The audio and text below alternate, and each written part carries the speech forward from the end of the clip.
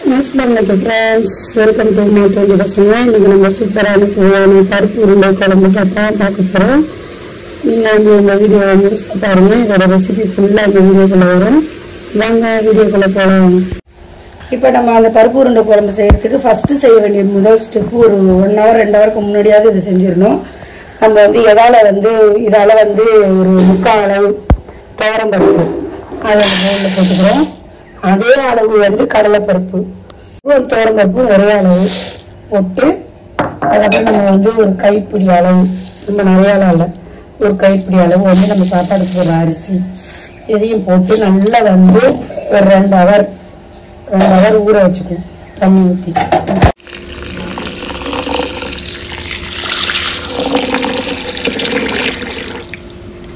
ஒரு 2 தடவை நல்லா வாஷ் பண்ணிட்டு ஃபுல்லா தண்ணி மூழ்கிற அளவுக்கு போட்டு ஊற வச்சிடணும் 2 hours later நல்லா 2 மணி நேரம் ஊறிடுச்சு இங்க பாருங்க நல்லா வடிகட்டி தண்ணி இல்லாம நம்ம வந்து மிக்ஸி ஜார்ல நம்ம இது கடலை பருப்பு வடைக்கு அரைப்போம் இல்லையா அவ்வளவு பருப்பு வடை அந்த அளவுக்கு குறப்பா தண்ணி இல்லாம நம்ம வந்து அரைச்சி இதை எடுத்துக்கணும் மிக்ஸி ஜார்ல ஃபர்ஸ்ட் இது சேர்த்துப்போம் அதுக்கப்புறமா இதுக்கு தேவையான பொருட்கள் எல்லாத்தையும் ரெடி பண்ணி வச்சுக்கிட்டா நம்ம வந்து ஈஸியா வந்து குழம்பு தாளிச்சிடலாம் இது ஒரே தடவையா போட்டு அரையாதுக்குள்ள இருக்கு 2 போட்டு அரைச்சி எடுத்துக்குவோம் இந்த பருப்பை வந்து நம்ம வடைக்கு அரைக்கிற மாதிரி கொஞ்சம் குறப்பா அரைச்சி வச்சுக்கணும் நல்லா திக்காவும் இருக்கணும் உருண்டை பிடிக்கிற அளவுக்கு இருக்கணும் இதுல வந்து நம்ம என்ன போட போறோம்னா ஒரு சின்ன துண்டு இஞ்சி வந்து சீவி போட்டுக்க போறோம் அதுக்கப்புறம் வந்து வெங்காயம் பொடியா வெங்காயம் பச்சை மிளகாய் நறுக்கி வச்சிருக்கோம் அதையும் இதுல போட்டுக்க போறோம் நம்ம வடைக்கு எப்படி செய்வோமோ அதே சேம் ப்ராசஸ் தான் நான் எல்லாமே இங்க ரெடி பண்ணி வச்சிருக்கேன் நம்ம இந்த உருண்டையை ரெடி பண்ணிட்டு நம்ம வந்து குழம்பை வந்து தாளிச்சுக்க போறோம் அப்புறம் ஒரு கைப்பிடி அளவுக்கு முருங்கைக்கீரை அதையும் போட்டுக்க போறோம் முருங்கைக்கீரை போட்டு நீங்க செஞ்சீங்கன்னா பிள்ளைங்களுக்கு முருங்கைக்கீரை போன மாதிரி இருக்கும் நல்லா டேஸ்டாகவும் இருக்கும் அப்புறம் வந்து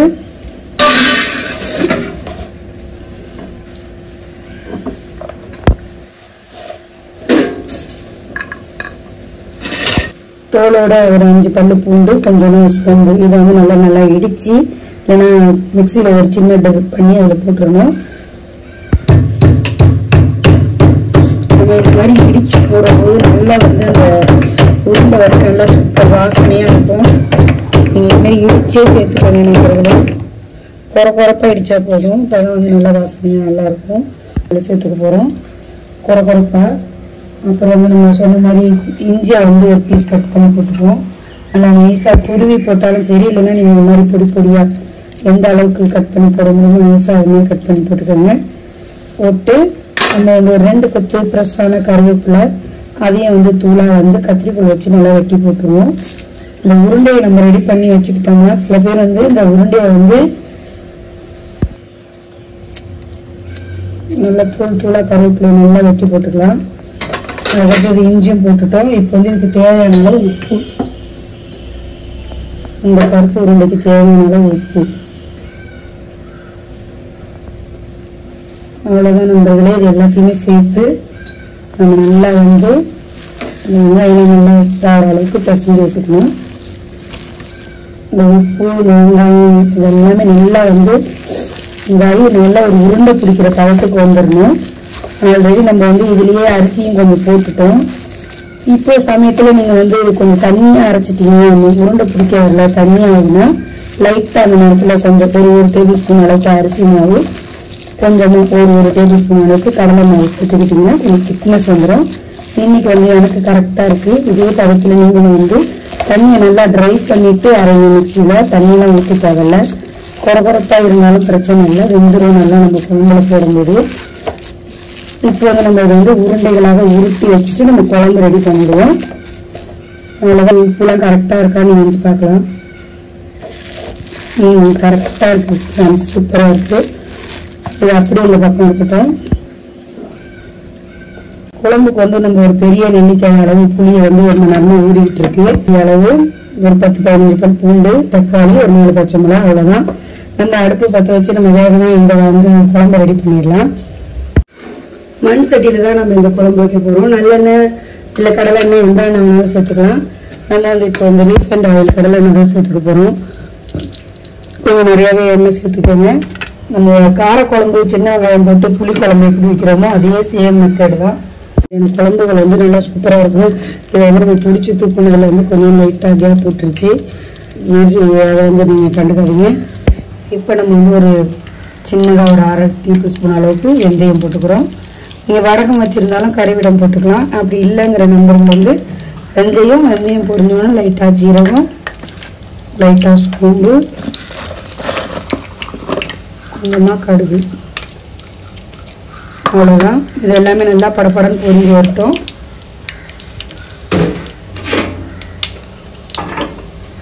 இது பொரிஞ்சு வந்த உடனே நம்ம வந்து இந்த சேர்த்து ரெடி பண்ணி வச்சுருக்கோம் இல்லையா, வெங்காயம் எல்லாத்தையும் ஒன்றா சேர்த்துப்போம். நல்லா வெடிக்க ஆரம்பிச்சிருச்சு. இந்த டயத்தில் நம்ம வந்து வெங்காயத்தை சேர்த்துடுறோம்.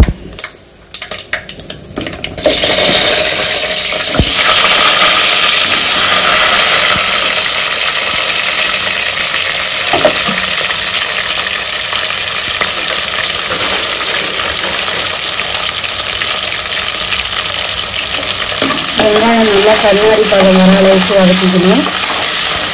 ப்ரௌன் கலராக இதெல்லாம் வர வேணாம். நல்லா ஒரு கண்ணாடி பதம் வர அளவுக்கு வதக்கிட்டா போதும். இது அப்படியே நம்ம வதக்கிக்கிட்டு இருக்க கேப்லேயே வந்து நம்ம இந்த மாவு இருக்கு இல்லையா, இதை வந்து அப்படியே உருண்டைகளாக போட்டு ரெடியாக எடுத்து வச்சுப்போம். சில பேர் வந்து என்ன செய்வாங்கன்னா ஃப்ரெண்ட்ஸ், இந்த உருண்டையை வந்து நல்லா உருண்டை பிடிச்சி இட்லி பானையில் வச்சு வேக வச்சுருவாங்க உடையாமல் இருக்குன்னு.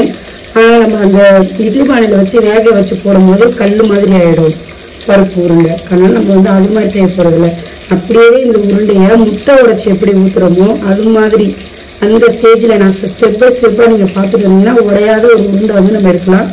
இது வதங்கிட்டு இருக்க கேப்பில் நம்ம இந்த உருண்டைகளை வந்து நிறையா பிடிச்சி ரெடி பண்ணி வச்சுருவோம். இந்த பிளேட்டில் ரெடி பண்ணி வந்தோம்னா நம்ம எத்தனை உருண்டை வேணுமோ அத்தனை உருண்டை வச்சுட்டு எல்லா மாவையும் நம்ம உருண்டை போட வேணாம். ஒரு கைப்பிடி அளவுக்கு மாவு எடுத்து ரெடி பண்ணி தனியாக வச்சுக்கலாம். குழம்புல கொஞ்சமாக கரைச்சி விட்றதுக்கு. அப்போ வந்து அந்த குழம்பு வந்து நல்லா திக்காக இருக்கும். இதெல்லாம் வந்து ஒரு சின்ன சின்ன டிப்ஸ் தான். இதெல்லாம் வந்து நீங்கள் கரெக்டாக ஃபாலோ பண்ணிங்கன்னா பருப்பு உருண்டை குழம்பு வந்து ரொம்ப சூப்பராக இருக்கும். அது இந்த மழை நேரத்தில் சாம்பார் இதுமாரி ரசம் வைக்கிறத விட இந்த மாதிரி குழம்புகள் வச்சு நீங்கள் சாப்பிடும்போது ரொம்ப சூப்பராக இருக்கும். இந்த மெத்தடில் வந்து எனக்கு எங்கள் மாமியார் தான் சொல்லி கொடுத்தாங்க. அவங்க வந்து சூப்பராக வைப்பாங்க. அவங்களோட அது சாப்பிட்டு தான் எனக்கு பழக்கமாச்சு. நீங்கள் வந்து இப்படி நான் சொல்கிற மெத்தடில் நீங்கள் உருண்டையை வைங்க. இந்த உருண்டையே பசங்களே இன்னொரு ஒன்று கொடுங்கன்னு சொல்லி சேர்த்து வாங்கி சாப்பிடுவாங்க. அந்த அளவுக்கு ஒரு டேஸ்ட்டாக இருக்கும். அவ்வளோதான். இந்த ஸ்டேஜில் நம்ம வந்து பூண்டு, தக்காளி 2 கிலோ சேர்த்துக்கிறோம். ஒரு 3 பச்சை மிளகாய் எடுத்து வச்சுட்டு எல்லாத்தையும் ஒன்றா சேர்த்து வதக்கிக்குவோம்.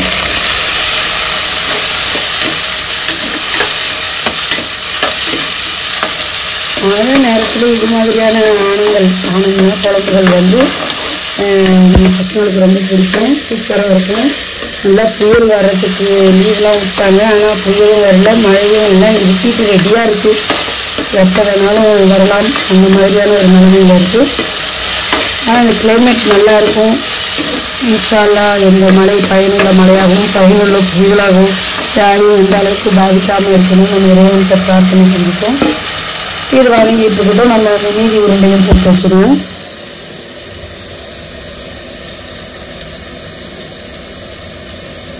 லட்டு பிடிக்கிற மாதிரி நல்லா சூப்பராக பிடிச்சி நம்ம வச்சுட்டு போகிறோம். இந்த ஸ்டேஜில் வந்து உங்களுக்கு சில பேருக்கு உருண்டை பிடிக்க வராது. நான் சொன்ன டிப்ஸை ஃபாலோ பண்ணுங்கள். ஒரு ஸ்பூன் அளவுக்கு அரிசி மாவு, 1 ஸ்பூன் அளவுக்கு கடலை மாவு, அவ்வளோதான் போட்டிங்கன்னா கொஞ்சம் திக்னஸ் வந்துடும்.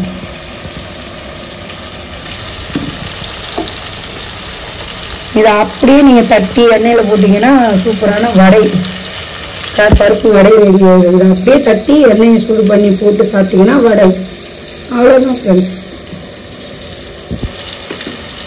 சில பேர் வந்து பொரிச்சு கூட போடுறாங்க இந்த குழம்புல. வடை குழம்பு, பக்கோடா குழம்பு, அப்புறம் அப்பள குழம்பு, ஏகப்பட்ட டிஷ் இருக்குது. நீங்கள் வந்து கமெண்ட் பாக்ஸில் மட்டும் சொல்லுங்கள். எல்லாம் நம்ம வந்து உங்களுக்கு ஒன்று ஒன்றா செஞ்சு காமிப்போம்.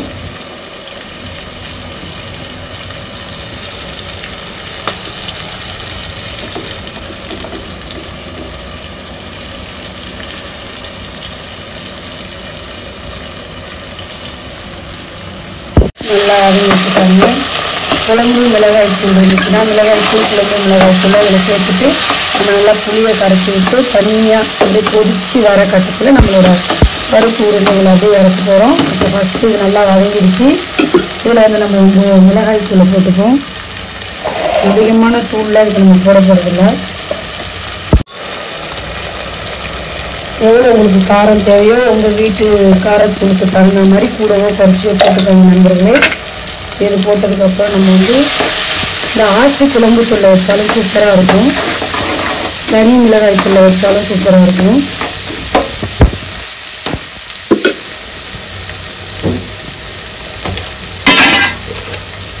ஆகவே நம்ம ஆச்சி குழம்பு தூள் வாங்கி வச்சுருக்கோம். இந்த மீனானம் இந்த மாதிரியான குழம்புகளுக்கு வந்து இந்த ஆச்சி குழம்பு தூள் ரொம்ப சூப்பராக இருக்கும். அது நம்ம வீட்டில் ரெடி பண்ணாலும் அவ்வளோ நல்லா இருக்காது.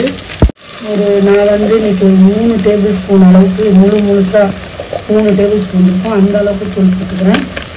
நீங்கள் உங்கள் வீட்டில் எவ்வளோ குழம்பு தேவையோ அதுக்கு தகுந்த மாதிரி போட்டுக்கோங்க.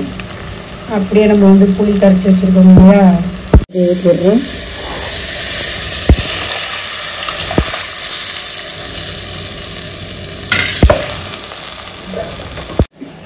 நீங்கள் வந்து உப்பு போட்டுக்கணும். உப்பு நான் சொன்ன மாதிரி இந்த குழம்பு வந்து கொஞ்சம் தண்ணியாக வச்சுக்கணும். புளியில் உப்பு காரம் எல்லாம் இதில் நீங்கள் சரியாக பார்த்துக்கிட்டு இந்த டயத்தில் நம்ம இன்னும் என்ன செய்ய போகிறோம்னா பருப்பு எடுத்து வச்சிருந்த ஏனம், இந்த மிக்சி ஜாரை கழுவுன தண்ணி, இது கூடவே நம்ம ஒரு உருண்டை அளவுக்கு கொஞ்சம் இப்போ கூட போட வேணாம், ஓரளவுக்கு கொதி வந்ததுக்கப்புறம் இன்னும் ஒரு உருண்டை அளவுக்கு மாவை கரைச்சி விட்டுடலாம். இப்போ வந்து குழம்பு திக்னஸாக கிடைக்கும். நான் சொன்ன மாதிரி நம்ம வந்து உருண்டைக்கு தான் உப்பு போட்டிருக்கோம். குழம்புக்கு வந்து இப்போ தேவையான அளவு கல் உப்பு சேர்த்துக்கிறோம். இப்போ தண்ணி சேர்த்து நம்ம தேவையான அளவு இதை வந்து கரெக்டாக இது பண்ணி மூடி வச்சுருவோம். கொதிச்சு திக்னஸ் ஆகட்டும்.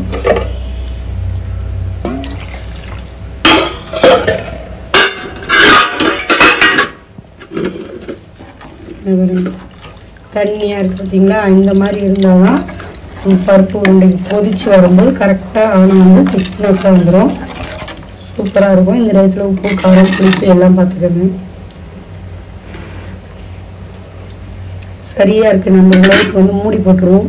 மூடி போட்டு ஒரு 10 நிமிஷம் கொதிக்கிட்டோம். அப்புறமா நம்ம உருண்டைகளை இறக்கிடலாம். 10 minutes later. நல்லா வந்து நம்மளோட ஆணை வந்து கொதிச்சுக்கிட்டு இருக்கு பாருங்க. இந்த ஸ்டேஜில் வந்து நம்ம எடுத்து கரைச்சி வச்சுருக்கோம் இந்த மாவை அதில் சேர்த்துட்டு இது நல்லா ஒரு கொதி வந்தால் போதும். அதுக்கப்புறம் நம்மளோட உருண்டைகளை அப்படியே இறக்கிட வேண்டியதுதான். இப்போவே ஆண் நல்லா திக்காக வந்துடுச்சு பாருங்க.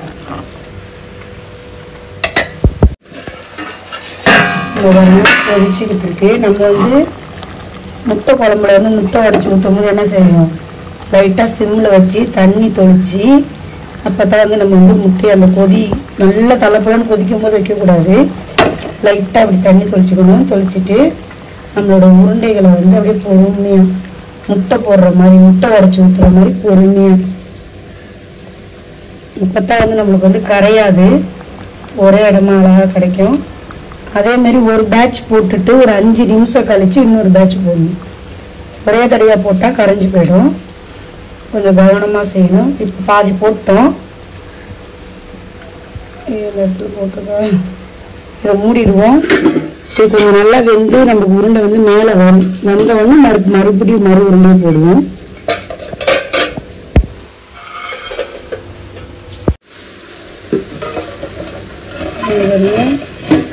உருண்டெல்லாம் வெந்து அப்படியே மிதக்குது பாருங்க, மேலே வந்திருக்கு பாருங்க. இந்த டயத்தில் நம்ம மீதி இருந்த உருண்டையும் எடுத்து சேர்த்துக்க வேண்டியதுதான். அப்போ தான் ஒன்றோட ஒன்று பட்டு உடையாது. இதெல்லாம் வந்து ஒரு சின்ன சின்ன டிப்ஸு. இதெல்லாம் ஃபாலோ பண்ணிங்கன்னா உருண்டை உடையாமல் நல்லா சூப்பராக நம்மளுக்கு எல்லாருக்கும் ஆளுக்கு ஒன்று வீட்டில் எடுத்து வைக்கலாம். இது ஒரு குட்டி உருண்டை. அவ்வளவு நண்பர்களே, நம்மளோட உருண்டை குழம்பு ஆல்ரெடி ரெடி ஆயிடுச்சு. இது நம்ம வந்து இது வெந்து வந்தது தான் ஊற்றணும், வேவாததை ஊற்றக்கூடாது. இன்னும் ஒரே ஒரு கொதி விட்டுச்சுன்னா நம்மளோட பருப்பு உருண்டை குழம்பு ஃபுல்லாக ரெடி ஆகிடும். அவ்வளோதான், நம்மளோட பருப்பு உருண்டை குழம்பு ரெடி ஆகிடுச்சு. வாங்க சாப்பிட்லாம்.